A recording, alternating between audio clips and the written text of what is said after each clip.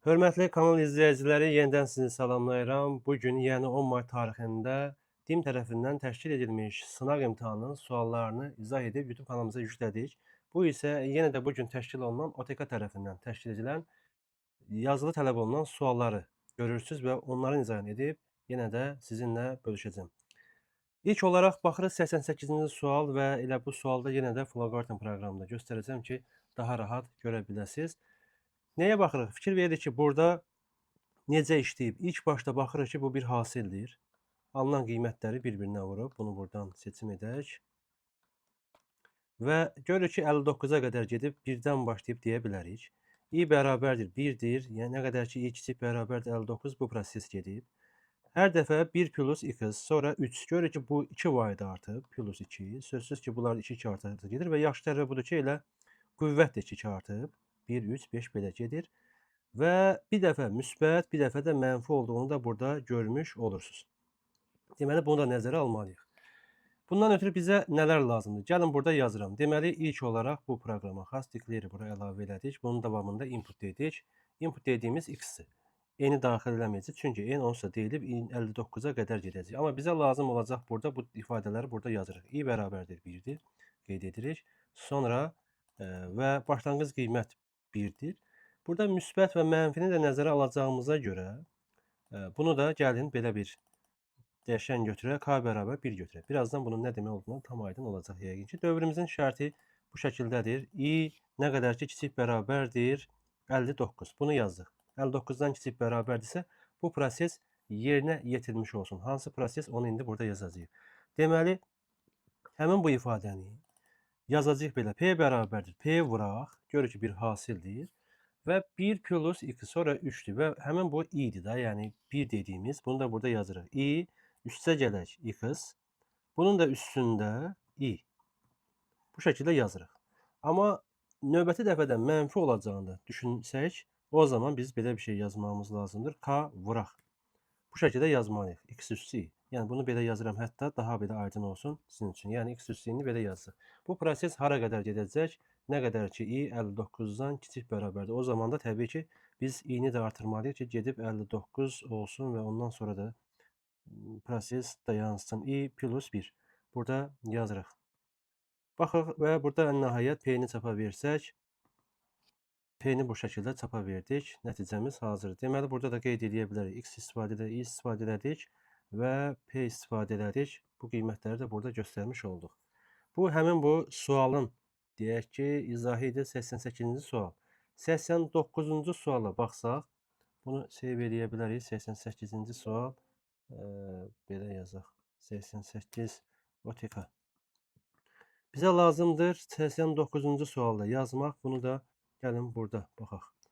İlk olaraq yazıram burada 89. Bunu yazdıq. Bir qədər də belə çəkək, rahat görmüş ola bilər. N natural ədədi və ən azı 2 rəqəmli N natural ədədin ibarət siyahının elementləri klaviaturadan daxil edilir. N bərabərdir int inputu yazırıq. Bizim artıq N sayda ədəd daxil edəcək, onu bildiririk və ədədlərimizi daxil edir. Həmin ədədlərdə ən azı 2 rəqəmli ədədlər olacaq.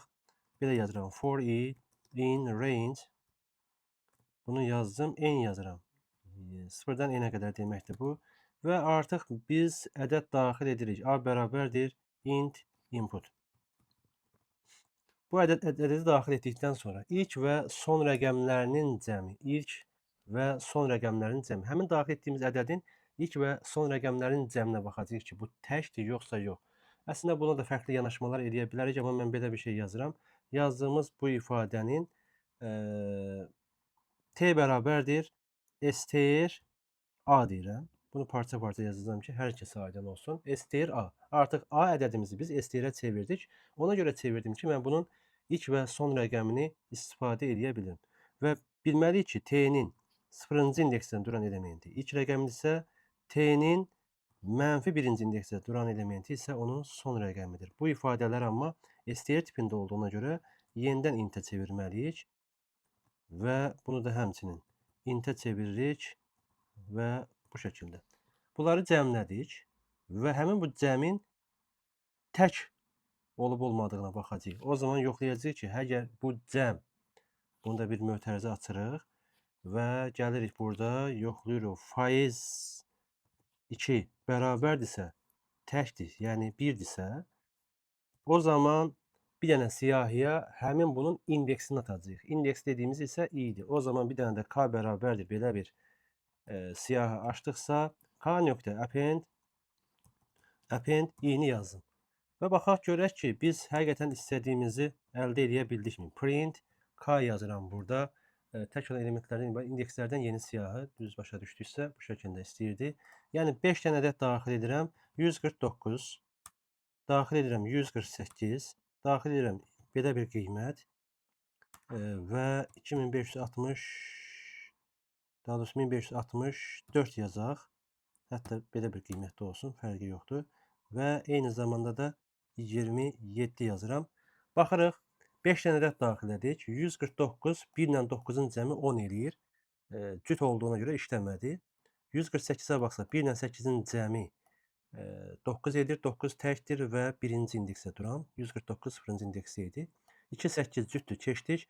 1 ilə 4-ün cəmi tək edir və indeksi 3-dür. Eyni zamanda 27-də də indeks 4-dür. 2 ilə 7-nin cəmi 9, 9 da təkdir. Bu ifadənin də izahı bu şəkildə.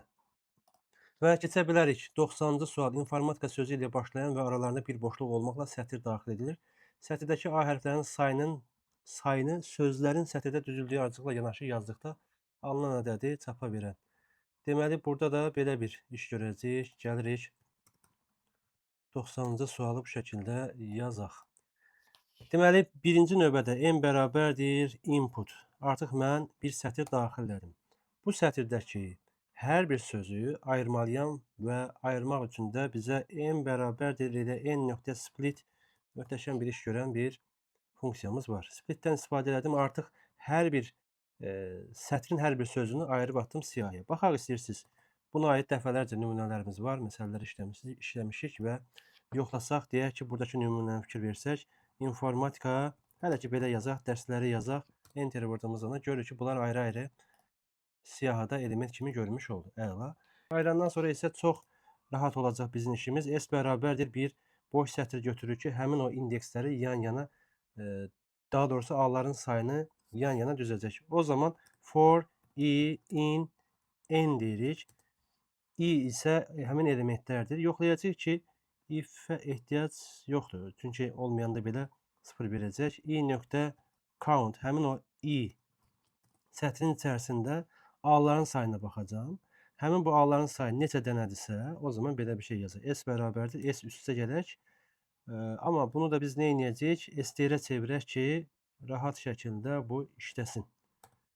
Çünki bunun qaytardığı dəyər bilirsiniz ki, int tipindədir. Intlə də STR-i toplaya bilmirik. Nəysə unutmadıqsa print S-i yoxlaya bilərik. Və baxaq görək ki, həqiqətən nəsə bir şey ala bilirikmi? Deməli, hətta olduğu kimi yazsaq nümunəni. İnformatika müasir elmdir. Burada count yazmamışıq. Count indi düz oldu. Yenidən yoxlayaq. İnformatika müasir elmdir. Və baxdığımız anda 2-1-0-ı görmüş olduq. Burada count ifadəsini düzgün yazmamışdıq. Belə, hörmətli yoldaşlar, ümid edirəm ki, bu izahdan da nələrsə təkmilləşdirmiş olacaqsınız. Hər birinizə uğurlar. Görüşənədək. Sağ olun.